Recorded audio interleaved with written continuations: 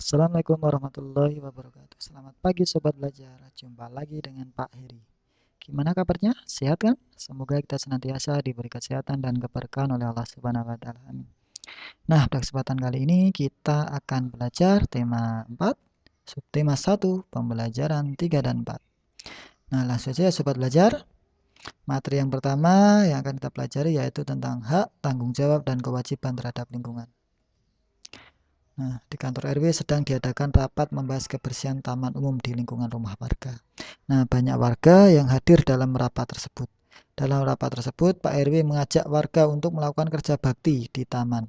Nah, semua warga setuju dengan ajakan Pak RW. Nah, mengikuti kerja bakti merupakan kewajiban setiap warga.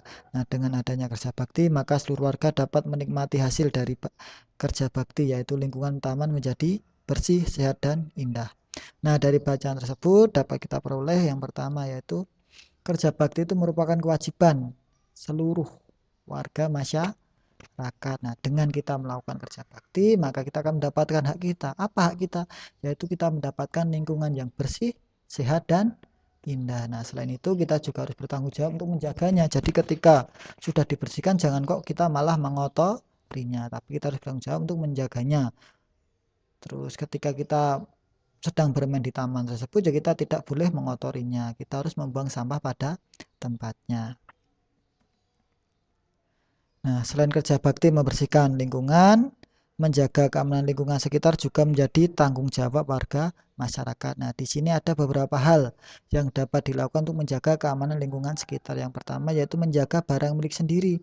Contohnya kalau anak-anak ya ketika kalian bersepeda atau pergi menggunakan sepeda, ketika mau meninggalkan sepeda ya kalian parkirkan di tempat parkir yang sudah disediakan.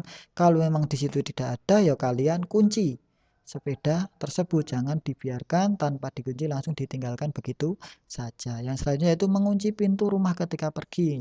Nah, ketika rumah kan ditinggalkan penghuninya, misal ibu bapak kalian mau pergi ya pintunya dikunci terlebih dahulu.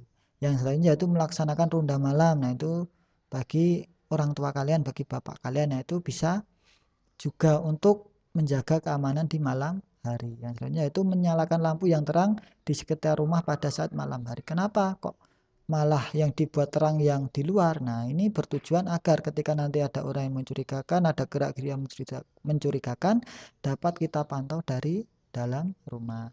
Yang selanjutnya yaitu mengunci kendaraan yang diletakkan di luar rumah. Nah, kita kunci kendaraan di luar rumah agar ketika nanti ada orang yang berniat untuk mencuri motor atau mencuri kendaraan kita tidak bisa.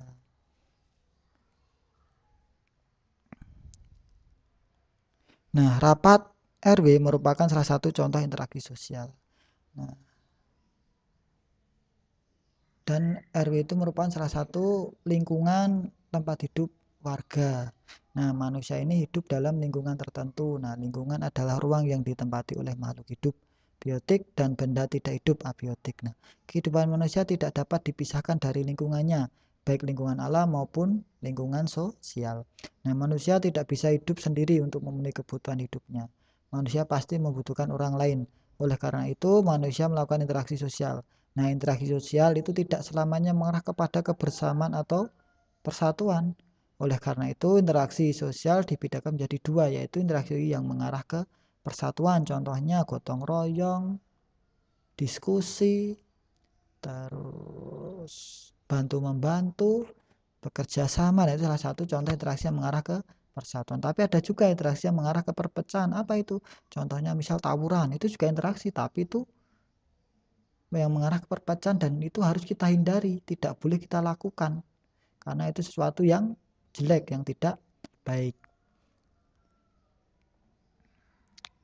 Nah, secara kodratnya setiap manusia akan berinteraksi. Nah, baik itu interaksi antar individu, individu dengan kelompok, maupun interaksi yang lain. Nah, interaksi tersebut dinamakan interaksi sosial. Nah, contoh sederhana interaksi sosial adalah berbincang, bersalaman, dan jual beli. Nah, secara garis besarnya interaksi sosial itu dibedakan menjadi tiga.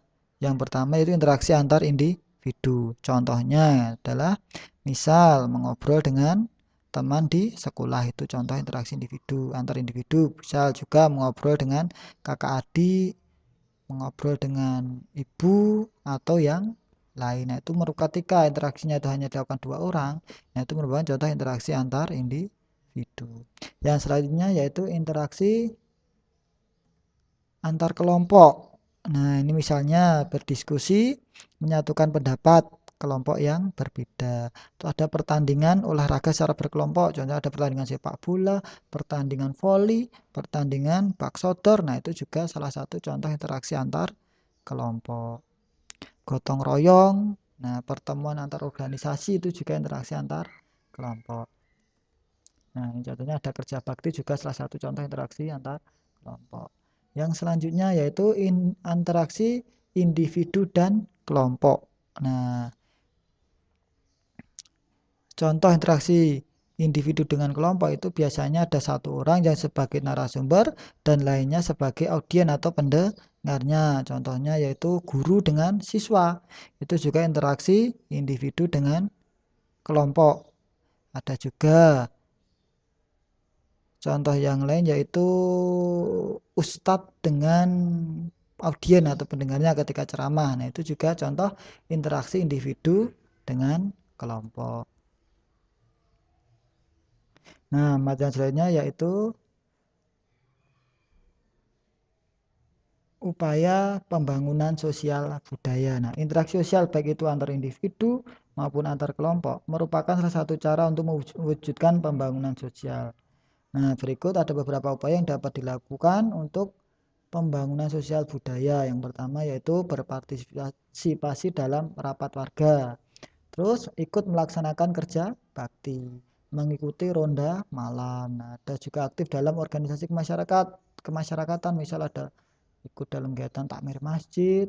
Terus yang pemuda-pemudi juga ikut kegiatan organisasi pemuda-pemudi yang saya itu mempelajari budaya daerah karena setiap daerah itu pasti memiliki budaya atau kekhasan budaya sendiri. Nah, maksudnya yaitu makna pantun.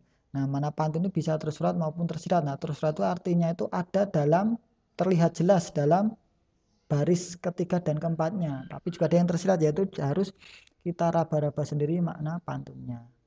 Nah, makna pantun dapat diketahui melalui isi pantun. Nah, isi pantun sendiri ada di baris ketiga dan keempat pantun. Nah, contohnya di sini ada merah muda baju si bibi, di tangannya ada bayam seikat.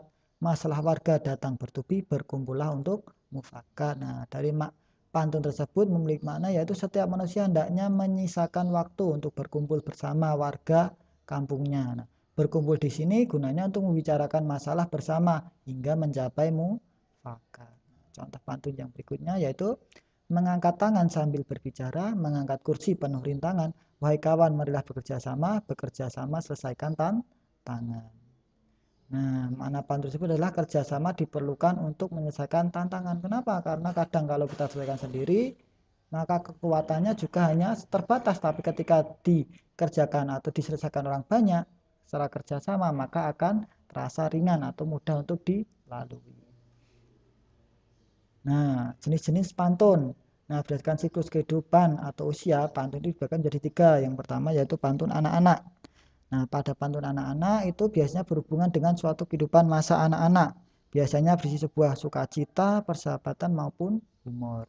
Yang selanjutnya yaitu pantun muda itu yaitu salah satu jenis pantun yang masih berhubungan dengan sebuah kehidupan masa muda.